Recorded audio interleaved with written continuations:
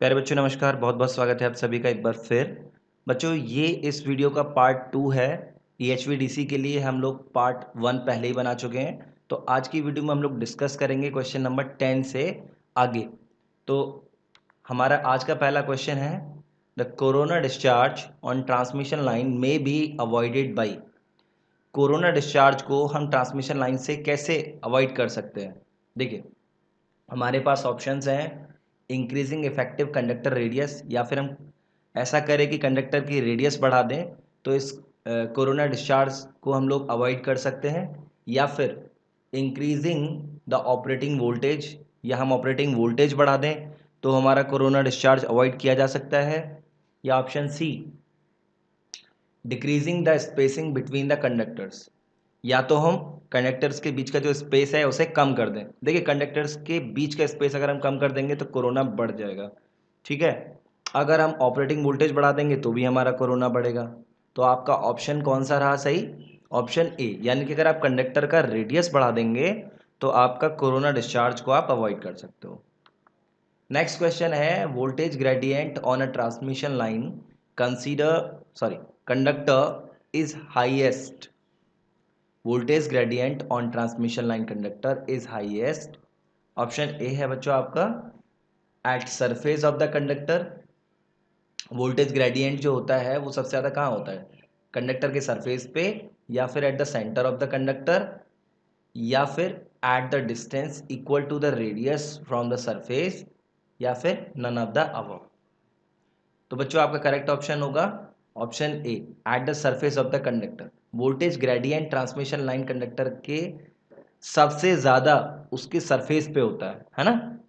कहाँ होता है? उसके सरफेस पे, उसके पृष्ठ पे। नेक्स्ट क्वेश्चन है हमारे पास, booster transformer is located at. Booster transformer कहाँ स्थित होता है, उसकी लोकेशन क्या होती है, उसको कहाँ पर लगाया जाता है?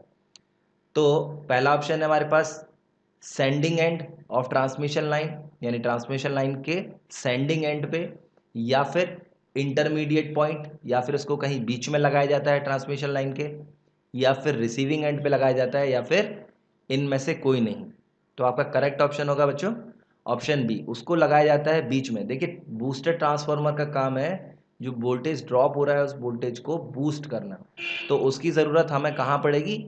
लाइन के बीच में, ना कि रिसीविंग एंड पे और सेंडिंग एंड पे, ठीक है। क्योंकि सेंडिंग एंड पे जो वोल्टेज आप सेंड कर रहे हो वो पहले से प्रॉपर है, और रिसीविंग एंड पे आपका वोल्टेज कम पहुंचेगा क्योंकि बीच में लाइन के लॉसेज होंगे। तो उनको कंपेंसेट करने के लिए हम बूस्टर ट्रांसफार्मर लगाएंगे लाइन के इंटरमीडिएटरी पॉइंट पे। नाउ नेक्स्ट पॉइंट है हमारे पास में, the transmission line between tower assumes the shape of. दो टावर्स के बीच में जब आप ट्रांसमिशन लाइन आपकी जा रही है होके, तो उसका शेप कैसा होगा?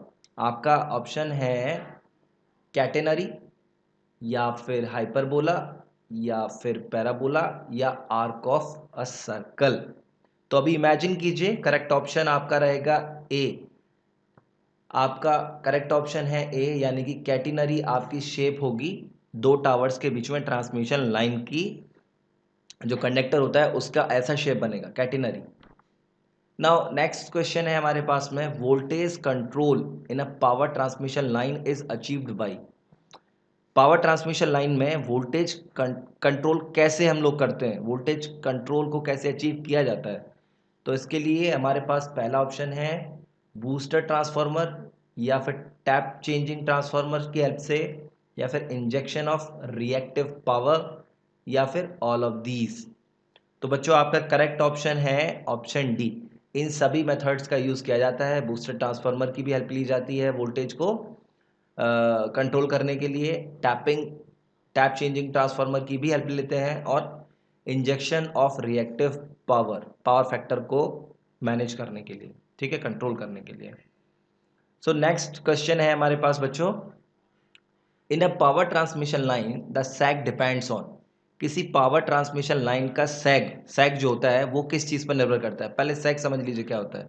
ये है ना, दो टावर है और इन टावर के बीच में होकर आपकी लाइन जा रही है, तो लाइन का ये हिस्सा, ये जो है ना, ये झुकाव, दिस इज कॉल्ड सैग। तो ये सैग किस चीज़ पे डिपेंड करता है? कंडक्टर के मटेरियल पे, या tension of in conductor alone, यानी कंडक्टर के अंदर जो टेंशन जनरेट हो रहा है, या span of the transmission line या फिर ये सभी ऑप्शन। तो बच्चों इसका करेक्ट आंसर होगा option D.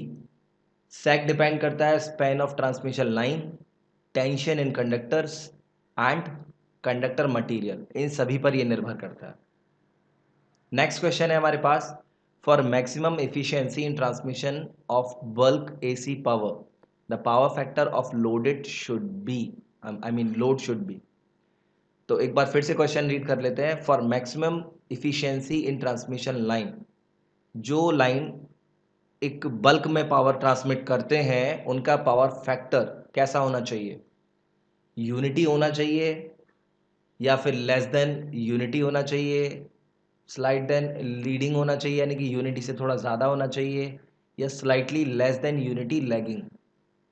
Okay, now the correct option is option D, slightly less than unity lagging. Unity lagging से थोड़ा सा कम होना चाहिए, ठीक है। Now moving to the next question, it is use of bundle conductor causes the critical voltage for corona formation। Sorry, हमारे options हैं टू डिक्रीज या टू इंक्रीज या रिमेन अनऑल्टर्ड या डज नॉट एग्जिस्टेंट। देखिए क्वेश्चन क्या कह रहा है कि अगर हम बंडल कंडक्टर यूज करें तो उसका कोरोना पे क्या इफेक्ट पड़ेगा, जो क्रिटिकल वोल्टेज होता है कोरोना फॉर्मेशन के लिए उस पर क्या फर्क पड़ेगा, बढ़ जाएगा, घट जाएगा या फिर कोई फर्क नहीं पड़ेगा।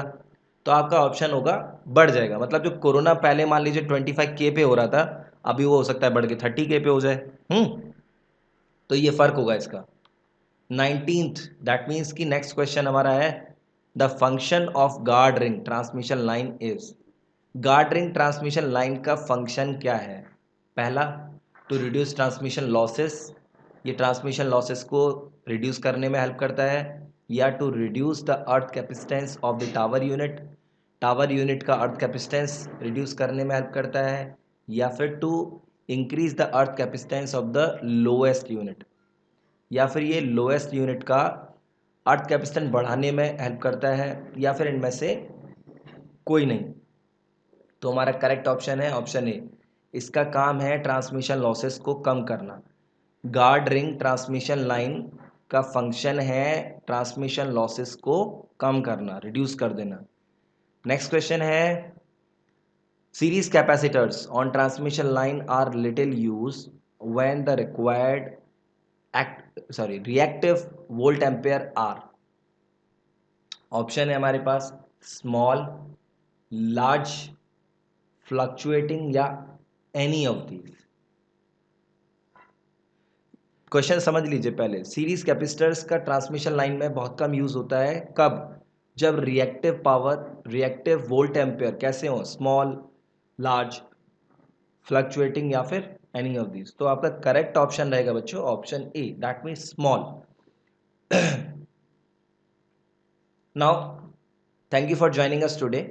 आज के लिए इस वीडियो में सिर्फ 10 से हमने 20 तक यानी 10 to 20 क्वेश्चंस कवर किए हैं। इसके आने वाले पार्ट में हम लोग 20 से आगे क्वेश्चन कवर करेंगे। साथ ही बच्चों, अगर अभी तक आपने इस चैनल को सब्सक्राइब नहीं किया है तो चैनल सब्सक्राइब कर लीजिए। और मैं आपको बता दूं कि हमने एंटरप्रेन्योरशिप डेवलपमेंट के लिए भी वीडियो बना दी है, तो आप उस वीडियो का लिंक आपको आई बटन में मिल जाएगा, आप वहाँ जाके देख सकते हो। इस वीडियो के बारे में आपकी कोई राय है तो आप कमेंट करके ज़रूर बताइएगा। मैं जल्दी मिलूंगा आपसे एक और वीडियो में, तब तक के लिए नमस्कार।